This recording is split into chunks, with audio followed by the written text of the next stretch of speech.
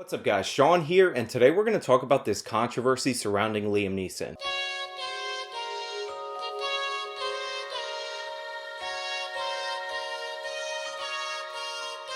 Liam Neeson has had a very long and successful career in Hollywood. He's been in Oscar award-winning films like Schindler's List. He played Ra's al Ghul in the Nolan Batman trilogy, although the Nolan Batman trilogy consistently called him Ra's al Ghul, which is not how you pronounce that name, so nice job, Christopher Nolan. I am he who is called Ra's al Ghul. Now, am I pronouncing this right? Mr. Ra's al Ghul? I am he who is called Ra's al Ghul. You're not Ra's al Ghul. I am he who is called Ra's al Ghul. And in recent years, he's become known as an action hero in the Taken series of films and the preceding films that are basically Taken, but under a different name starring Liam Neeson. I don't know who you are. I don't know what you want. If you are looking for ransom, I can tell you I don't have money. But what I do have are a very particular set of skills. Skills I've acquired over a very long career. Skills that make me a nightmare for people like you. The Taken films are your basic revenge stories. They usually involve Liam Neeson's daughter, or in the sequels, his wife and daughter being kidnapped, and then Liam Neeson going across Eastern Europe to murder a bunch of Albanians in order to save them.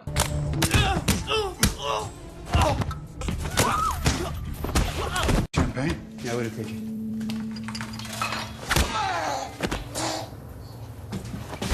Now, because Liam Neeson's new movie is like another Taken, it's another revenge flick, he was asked in an interview while promoting the film how he gets into character, or if he's ever felt those feelings of revenge that he portrays on screen. And unfortunately, Liam Neeson gave a really honest answer about a dark time in his life, and you can't do that in current year in America, and he's being raked over the coals as a racist because of it. I'll tell you a story. This is true.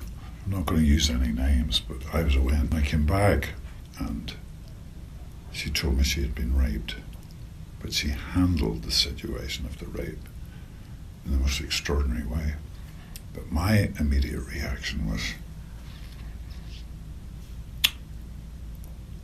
I asked, did she know who it was? No. What colour were they? She said it was a black person. I went up and down areas with a cosh, hoping I'd be approached by somebody. I'm ashamed to say that. And I did it for maybe a week, hoping some black bastard would come out of a pub and have a go at me about something, so that I could kill him. Alright, so do you get the gist of it? Liam Neeson had a friend that was assaulted. She couldn't identify the attacker, and the only thing she could tell Liam about her attacker was his race. The race of the attacker just happened to be black, so in a fit of rage, Liam Neeson would wait outside of bars where black people went into with a weapon, waiting for somebody to start something with him so that he could get into a fight and potentially kill that person because he was so angry about what happened to his friend. Everybody got it? You're caught up? Now, the people who are condemning Liam Neeson as a racist are focusing on the fact that he wanted to go after a black guy. If you're a white person and you want to go after a random black guy to avenge your friend, they think that makes you racist. There's a lot of people who are defending Liam Neeson because, the whole point of the story was that he was being irrational at the moment. He was consumed by rage, and the moral of the story was that what he was doing was wrong. And it took me a week, maybe a week and a half to kind of go for that. And she said to me, where are you going? I said, I'm just going out for a walk, She said, what's wrong? No, nothing's wrong, fine. And it was horrible when I think back, but I did that. And I've never admitted that to it. I'm saying it to a journalist, God forbid. Holy shit. And I understand that need for revenge, but it just leads to more revenge and more killing and more killing. And, Ireland, Northern Ireland's proof of that, All the stuff that's happening in the world at the minute, the violence is proof of that, And because that's the moral of the story, and that's ultimately the conclusion that Liam Neeson himself came to at the time without any outside influence, people are saying he's a hero because he overcame the racist feelings that he was having.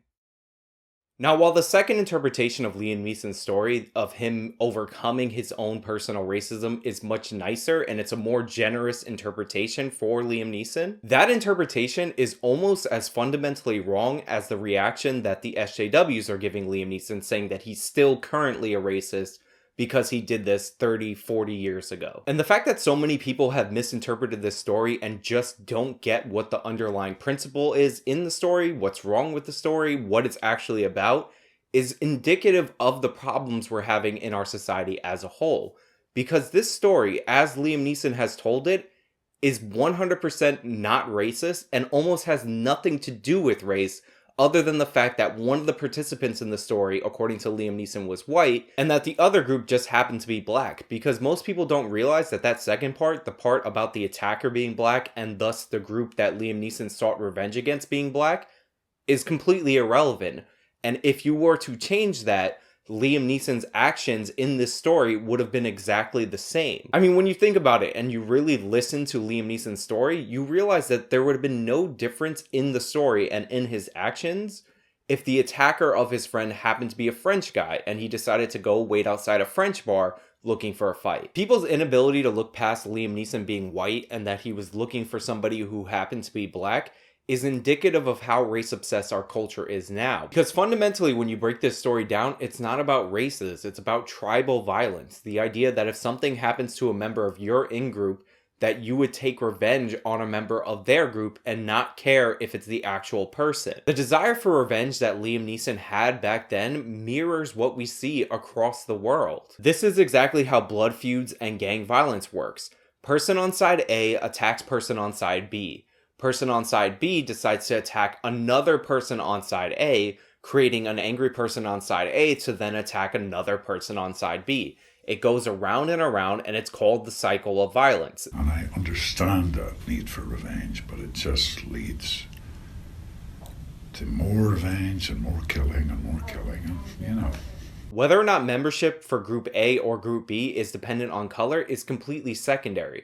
The point is, members of Group B feel justified in attacking members of Group A, and members of Group A feel justified in attacking members of Group B. And I think the main reason people are not expressing what's wrong with Liam Neeson's actions appropriately is because they don't fundamentally disagree with that underlying logic. The reason people are mad at Liam Neeson is because they don't see Liam Neeson as being part of their group. Because what I just described and what Liam Neeson was describing in that interview are fundamental tenets of social justice. In fact, I would argue that they are, in fact, social justice, the entire basis of it. If a member of another group victimizes a member of your group, you are then justified in attacking a member of their group. If someone stands in the way of true justice, you simply walk up behind them and stab them in the heart. Now, this is fundamentally morally wrong, and it's the antithesis of what actual justice is. But if you break down what any identity-based group is advocating for, that's fundamentally it. Group justice, social justice. They want indiscriminate revenge against people in the same group that they believe have wronged them. I get why the two dominant narratives about Liam Neeson's comments are what they are. It's because they're much simpler. Liam Neeson is an evil racist? Pretty simple. It's a story of Liam Neeson overcoming racism? Also simple. Most people can understand that racism is bad, so if it's a story of Liam Neeson being a racist and he's still a racist today, they can just call Liam Neeson bad. If it's the story of Liam Neeson overcoming racism, then they could say Liam Neeson was bad, but now he's good, and that's great, we can all go home. But the fundamental moral of this story is that social justice, group justice, is inherently wrong, it's inherently evil, and that your lived experiences do not excuse your poor behavior. The feelings that Liam Neeson had and then overcame are stuff that we all have to overcome in our lives. And when we don't overcome those feelings, there are horrible consequences. Most of the high-profile police shootings that we heard about years ago were not motivated by the officers victimizing the perpetrator. In fact, a lot of the time, the underlying incident that motivated the shooter happened in a completely different state with a completely different department. But because those shooters weren't angry at individual officers and were just angry at police as a whole, it didn't matter that the inciting incident had nothing to do with the department that they were attacking. Much like when somebody has a bad relationship and they project their negative feelings about the woman who wronged him